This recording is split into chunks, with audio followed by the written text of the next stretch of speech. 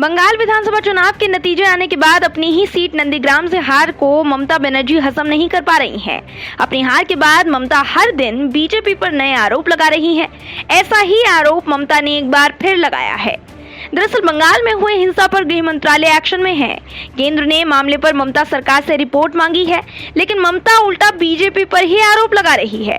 ममता ने बयान जारी कर कहा है कि बीजेपी जनादेश को हजम नहीं कर पा रही है और फर्जी वीडियो पोस्ट करके हिंसा भड़का रही है। ममता ने कहा कि अगर निर्वाचन आयोग ने सीधे सीधे बीजेपी की मदद न की होती तो वे 30 सीटें भी नहीं जीत पाते। इस चुनाव में निर्वाचन आयोग के सामने कुछ स्थानों पर छेड़छाड़ हुई। ममता बनर्जी ने कहा कि देश में कोविड-19 संकट केंद्र के पिछले 6 महीनों में कोई काम न करने का नतीजा है, क्योंकि केंद्रीय मंत्री और नेता बंगाल पर कब्जा करने के लिए रोज राज्य में आ रहे थे।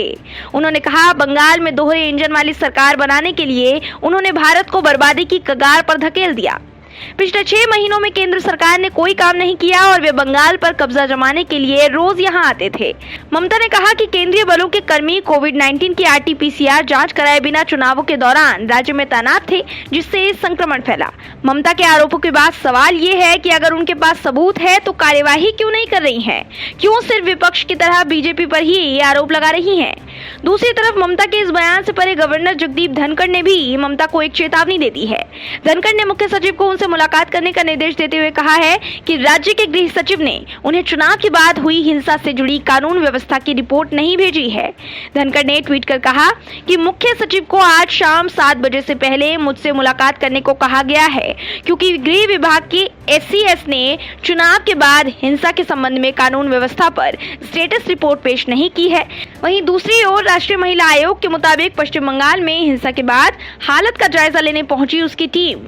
एक टीम ने ये पाया कि कई महिलाओं को बलात्कार की धमकियां मिल रही हैं और वे अपनी बच्चियों को राज्य के बाहर भेजना चाहती हैं।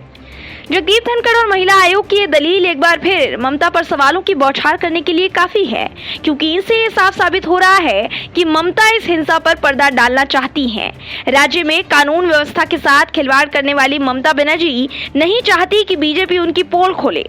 दरअसल ममता इसलिए भी चिंतित है कि बीजेपी बंगाल में 3 से 77 सीटों तक पहुंच गई है। ऐसे में ममता बनर्जी को ये डर सताने लगा है कि इस बार बीजेपी मजबूत विपक्ष की भूमिका में है, जो उनकी तानाशाही को नहीं चलने देगी। Bureau report, OMH news. और भी वीडियोस देखने के लिए चैनल को सब्सक्राइब करें और बेल आइकन को दबाएं।